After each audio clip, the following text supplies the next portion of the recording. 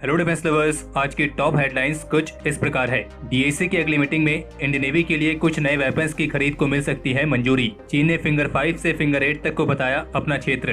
पाकिस्तान के नए political map ने पाकिस्तान की ही खोली पोल। चीन वेस्ट और ईस्ट में बढ़ा रहा है अपनी न्यूक्लियर कैपेबिलिटीज, सैटेलाइट इमेजेस में हुआ खुलासा। और पूर्वी लद्दाख के हालात को लेकर भारत के टॉप ऑफिसर्स के बीच हुई है एक मीटिंग।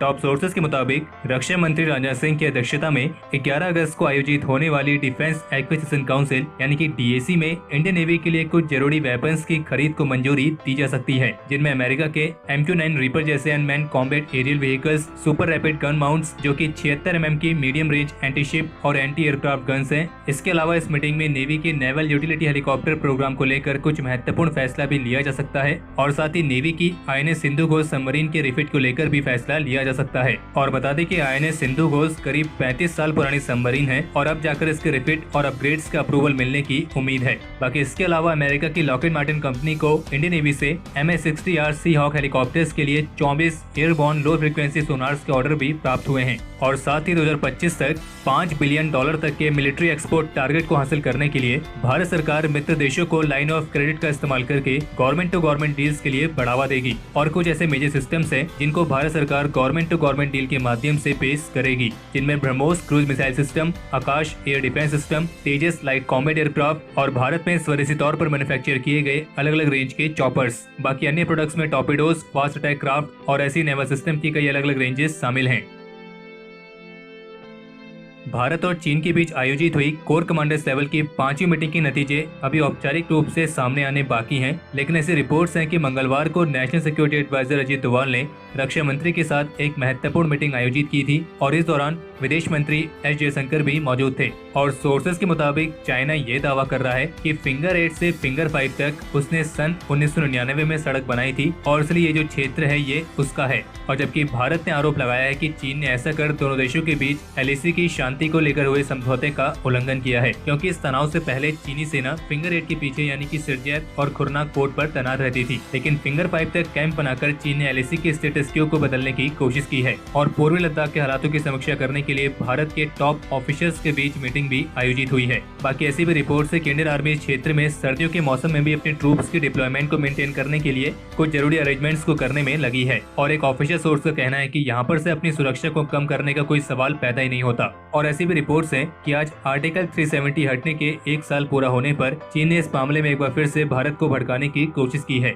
जिस पर चीन की तरफ से ये बयान सामने आया है कि 5 अगस्त 2019 में भारत ने जम्मू कश्मीर के स्टेटस में जो बदलाव किए थे वो इलीगल हैं और इनवैलिड हैं। और ये बयान चीन के विदेश मंत्रालय के प्रवक्ता की तरफ से कश्मीर के स्टेटस को लेकर पूछे गए सवाल के जवाब में आया है। और जबकि इंडो नेपाल बॉर्डर के अलग अलग प्लेसेस पर नेपाल द्वारा भी उनकी एक्टिविटीज को तेज किए जाने की रिपोर्ट सामने आई है, जिसमें ये भी कहा गया है कि नेपाल ने इन क्षेत्रों में 200 नए बॉर्डर आउटपोस्ट को बनाने का काम तेज कर दिया है। बाकी इसके अलावा DTRESPA ओपन सोर्स इंटेलिजेंस की तरफ से सैटेलाइट इमेज जारी की गई है, जिसमें बताया गया है कि कोरला में चाइना ने अपनी न्यूक्लियर कैपेबिलिटीज को काफी हद तक बढ़ाया है और यहाँ पे चाइना की एक बड़ी मिसाइल ब्रिगेड देखी गई है, जो कि ये दर्शाता है कि चाइना अपनी न्यूक्लियर कैपेबिलिटीज को केवल वेस्ट नहीं बल्कि ईस्ट में भी उतना ही बढ़ा रहा है। और जबकि फोर्ब्स की तरफ से भी एक रिपोर्ट जारी की गई है, जिसमें यह बताया गया है कि साउथ चाइना सी के इंटरनेशनल वाटर्स में चाइना ने अपने अलग अलग सर्विलियंस प्लेटफॉर्म्स को स्थापित किया है। हालांकि इनमें से अधिकतर सर्विलियंस प्लेटफॉर्म चाइनीज वाटर्स के अंदर ही है, लेकिन इनमें से कई सारे इंटरनेशनल वाटर्स पर भी मौजूद हैं। और जो ये सर्विलियंस प्लेटफॉर्म चाइना ने स्थापित किए हैं, ये इस क्षेत्र में अन्य कंट्रीज के ऊपर चीन को एक महत्वपूर्ण स्ट्रेटेजिक एडवांटेज प्रदान करते हैं और चीन इनका इस्तेमाल US नेवी की मूवमेंट्स को मॉनिटर करने के लिए भी कर सकता है।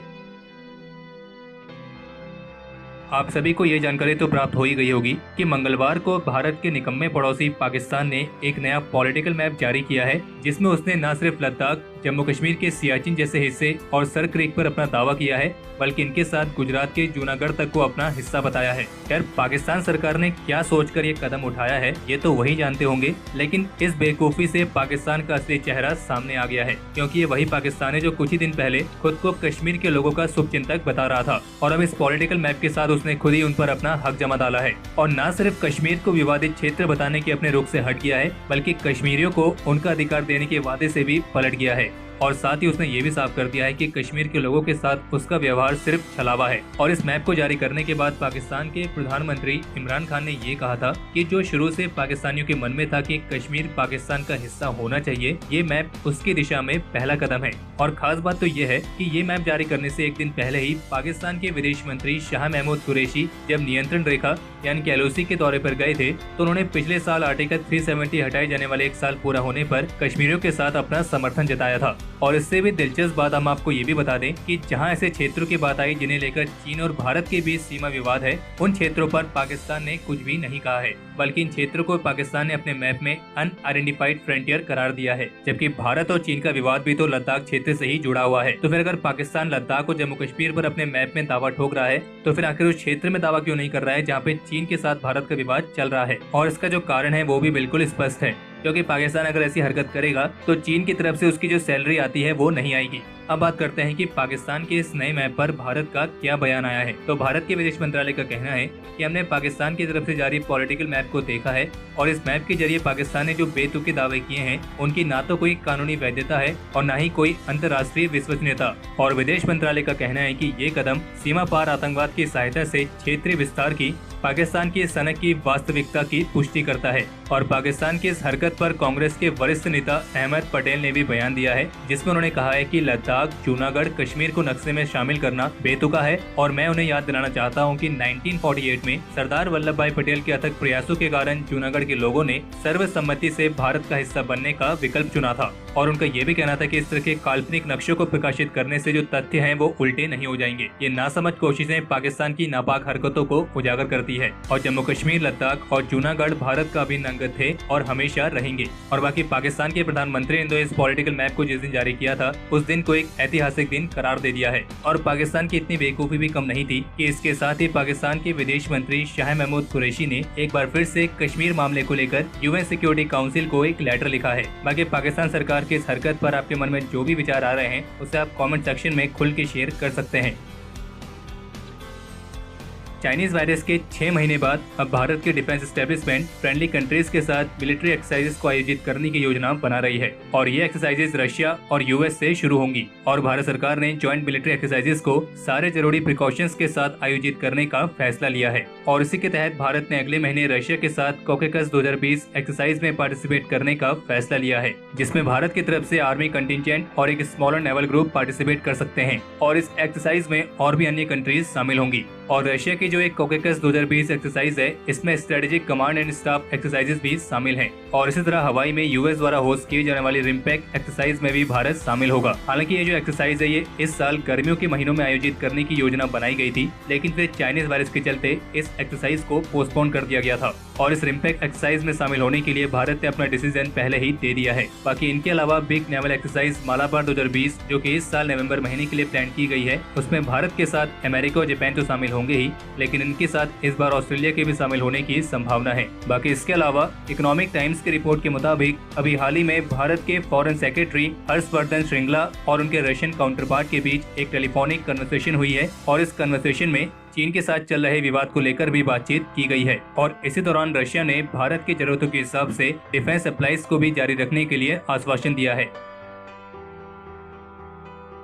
रक्षा मंत्रालय से अप्रूवल मिलने के 2 सप्ताह बाद अब इंडियन आर्मी ने विमेन ऑफिसर्स को परमानेंट कमीशन देने की प्रक्रिया को शुरू कर दिया है। और जिसके तहत आर्मी हेडक्वार्टर ने विमेन स्पेशल एंट्री स्कीम और शॉर्ट सर्विस कमीशन के तहत रिक्रूट की गई विमेन ऑफिसर्स को स्थायी आयोग यानी कि परमानेंट कमीशन प्रदान करने के लिए 31 अगस्त तक आवेदन आमंत्रित किए हैं। और आर्मी स्टेटमेंट में बताया गया है कि विमेन ऑफिसर्स को परमानेंट कमीशन ग्रांट करने के लिए एक स्पेशल नंबर सिलेक्शन बोर्ड को स्थापित किया जाएगा और वही बोर्ड विमेन ऑफिसर्स के परमानेंट कमीशन के लिए स्क्रीनिंग करेगा। और जबकि इसी बीच LOC पर पहली बार विमेन सोल्जर्स को भी तैनात किए जाने की वीडियोस और इमेजेस सामने आई हैं। और जो ये राइफल वुमेन सीमा पर तैनात की गई हैं, ये असम राइफल से बिलोंग करती हैं, जो कि इंडियन आर्मी में डेप्यूटेशन पर हैं। और बाकी असम राइफल्स के बारे में आपको बता दें कि ये भारत की सबसे पुरानी पैरामिलिट्री फोर्स है। बाकी इसके बारे में हमने ऑलरेडी वीडियो बनाई है, जिसका लिंक आपको इस वीडियो के आई बटन में या डिस्क्रिप्शन में मिल जाएगा।